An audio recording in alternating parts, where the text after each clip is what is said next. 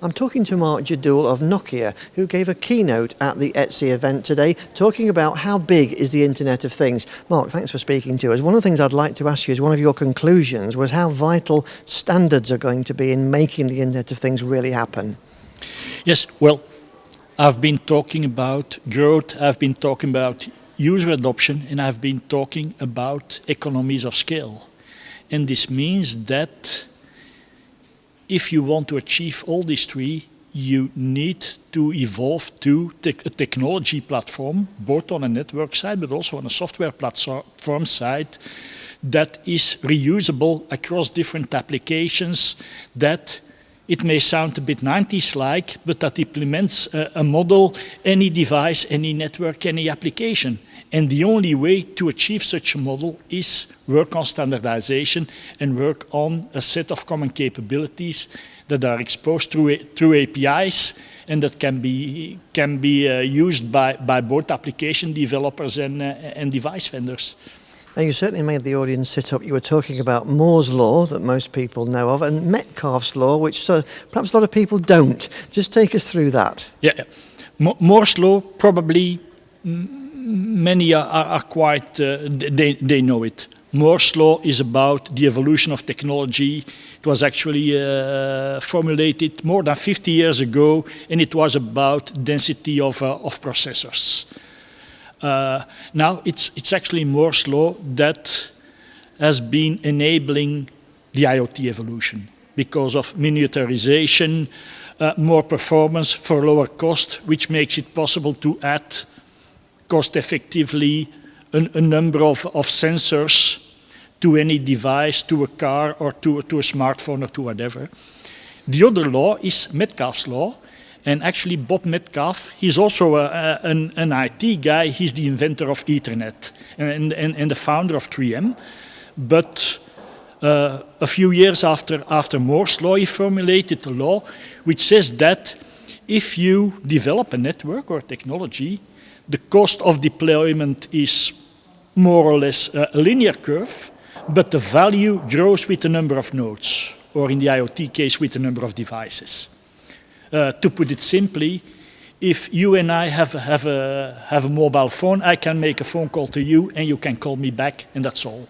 If all 250 people in the room today are making calls to each other, you have 250 to the power of 2 possible calls, which creates an enormous value because each of us is able to combine with each other persons. And this is actually Metcalfe's law.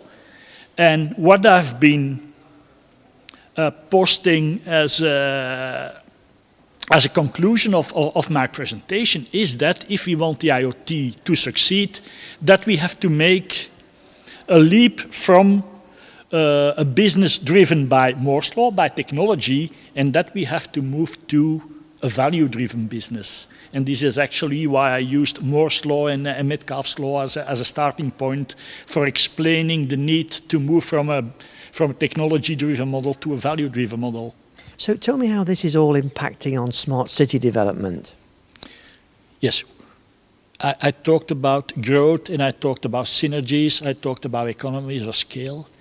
And if you look to the use case of smart cities, this is a use case where all different applications and all different devices are coming together.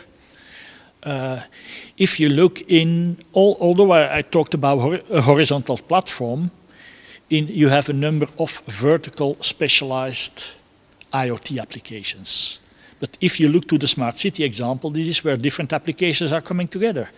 In a smart city, you have traffic control applications, you have smart city lights, you have smart traffic lights, you have smart metering, you have pollution control, and I can probably name 10 or 20 more. But wouldn't it be nice that all these applications can benefit from each other's presence and each other's data? That the smart traffic light application is based on actual real-time information coming from the connected cars, and that